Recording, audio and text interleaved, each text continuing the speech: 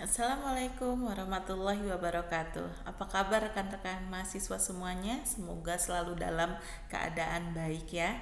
Selamat datang kembali di mata kuliah Analisis Pembangunan Ekonomi ESPA 4424 sesi keempat. Pada perkuliahan ini kita akan membahas salah satu aspek penting dalam pembangunan ekonomi, yaitu sumber keuangan dalam pembangunan. Pembangunan ekonomi, baik di negara maju maupun negara berkembang, sangat bergantung pada ketersediaan dan pengelolaan sumber keuangan yang tepat.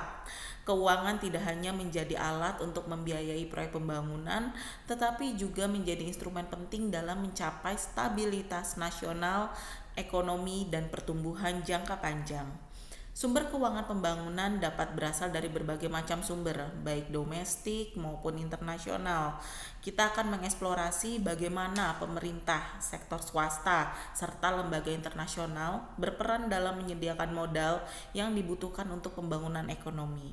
Selain itu, kita juga akan membahas tantangan yang dihadapi dalam mengakses dan mengelola dana pembangunan, terutama di negara berkembang.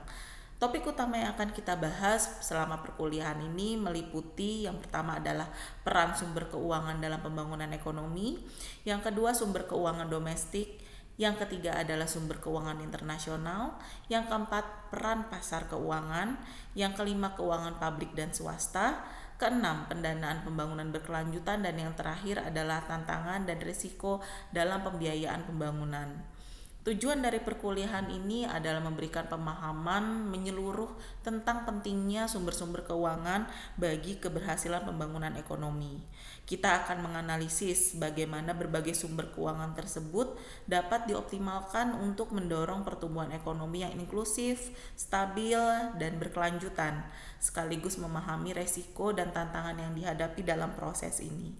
Mahasiswa diharapkan setelah mengikuti perkuliahan ini mampu menjelaskan sumber dana domestik untuk pembiayaan pembangunan dan menjelaskan tentang tabungan domestik, pinjaman luar negeri, pertumbuhan ekonomi, dan Washington Cases. Dengan pendekatan analisis krisis, kita akan mengevaluasi kebijakan keuangan pembangunan di berbagai negara, serta mempelajari studi kasus yang relevan untuk memperkaya pemahaman kita tentang bagaimana pembangunan dikelola dan dialokasikan untuk mendukung pembangunan ekonomi secara efektif dan efisien.